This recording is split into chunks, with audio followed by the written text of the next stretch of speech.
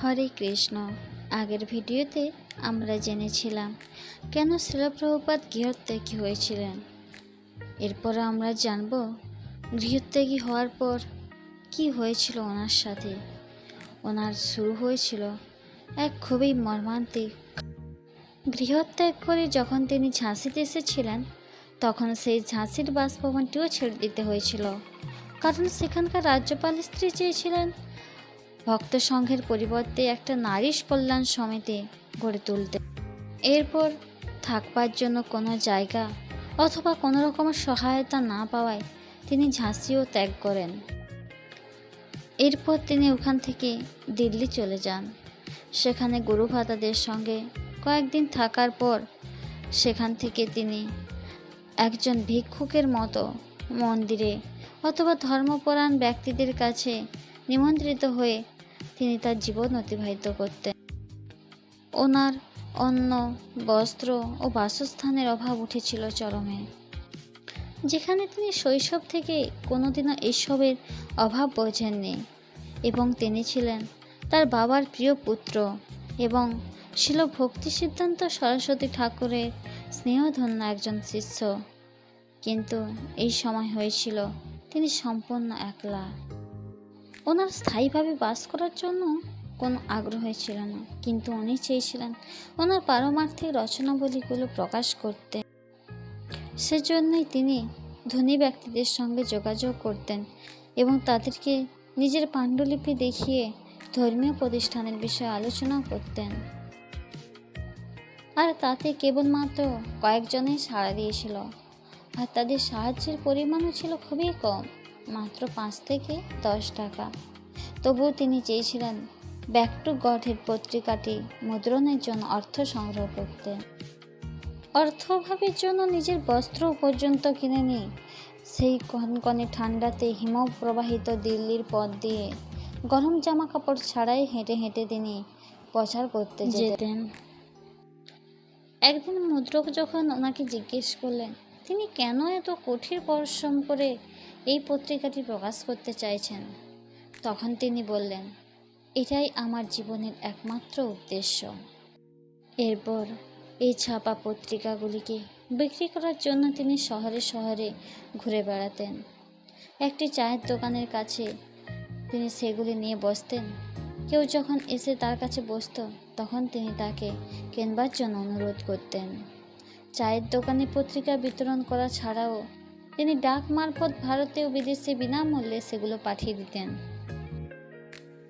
এমনকি গ্রীষ্মকালে যেখানে দিল্লির তাপমাত্রা 114 ডিগ্রিতে পৌঁছাতো তখনও তিনি তার পাক্ষিক পত্রিকাটি বিতরণের জন্য বাইরে যেতেন। একদিন অত্যন্ত উত্তাপে তিনি অজ্ঞান হয়ে রাস্তায় পড়েছিলেন, যতক্ষণ না তার এক বন্ধু তাকে গাড়িতে তুলে চিকিৎসকের কাছে নিয়ে যায়। কখনো কখনো তিনি ভাবতেন যে কেন তিনি গৃহত্যাগ করেছেন আর কেনই বা ব্যবসা ত্যাগ করে এই পথে এসেছেন। কিন্তু কয়েক বছর পর তিনি যখন দেখলেন পৃথিবীর সর্বত্র তার কৃষ্ণ ভাবনামৃত সংঘ প্রতিষ্ঠিত হয়েছে, তখন তিনি বুঝেছিলেন এ এক বিশেষ পরীক্ষা ছিল যার মাধ্যমে ভগবান কৃষ্ণ তাকে কৃপা করেছেন। এরপর তিনি কি চিন্তা ভাবনা করলেন জানেন? তিনি মনে মনে ভাবলেন বৃন্দাবন ধাম থেকেই তিনি তার রচনার কাজ চালিয়ে যাবেন। তাই তো তিনি বৃন্দাবন ধাম চলে এলেন এবং সেখানে যমুনা নদীর তীরে অবস্থিত বংশী গোপালজির মন্দিরে খুব অল্প ভাড়ায় একটি ঘর ভাড়া নিয়েছিলেন। আর তার ছাদের ছোট্ট ঘরটিতে বসে তিনি দেখতেন যে সামনে যমুনা নদী বয়ে যাচ্ছে। সেই প্রশস্ত নদীবক্ষ অপরাহ্নে সূর্যের আলোয় ঝলমল করত। তিনি সন্ধেবেলায় যমুনার ঠান্ডা বাতাস উপভোগ করতেন আর কেশিঘাটে ভক্তদের সান্ধ্য কীর্তন শুনতে পেতেন। এই করতে করতে এদিকে দিল্লি যাতায়াতের খরচ, গ্রন্থ প্রকাশ ও সেগুলো ডাকযোগে পাঠানোর খরচও সংগ্রহ করা খুব কঠিন হয়ে পড়েছিল। ক্রমান্বয়ে টাকা খরচ হচ্ছিল। এক সময় টাকা শেষ হয়ে গেল। মুদ্রক বলেছিল শুধু বন্ধুত্বের খাতিরে তিনি আর ছাপাতে পারবেন না। তবু অভয়চরণ লিখে যাচ্ছিলেন। একদিন নিঃস্ব আর অসহায় হয়ে অভয়চরণ বৃন্দাবন ভজন নামে একটি বাংলা কবিতা লিখেছিলেন। এরপর তিনি একদিন স্বপ্ন দেখলেন যে ওনার গুরু মহারাজ শিল ভক্তি সিদ্ধান্ত সরস্বতী ঠাকুর স্বপ্নে ওনাকে বলছেন, তুমি সন্ন্যাস নাও। আর এই স্বপ্নকেই তিনি তার গুরু মহারাজের আদেশ বলেই মেনে নিয়েছিলেন। তাই তো 1959 সালের 15 সেপ্টেম্বর মথুরার কেশবজির গৌড়ীয় মঠে তিনি তার জ্যেষ্ঠ গুরু ভ্রাতা শিল ভক্তি প্রজ্ঞান কেশব মহারাজের কাছে সন্ন্যাস গ্রহণ করেন।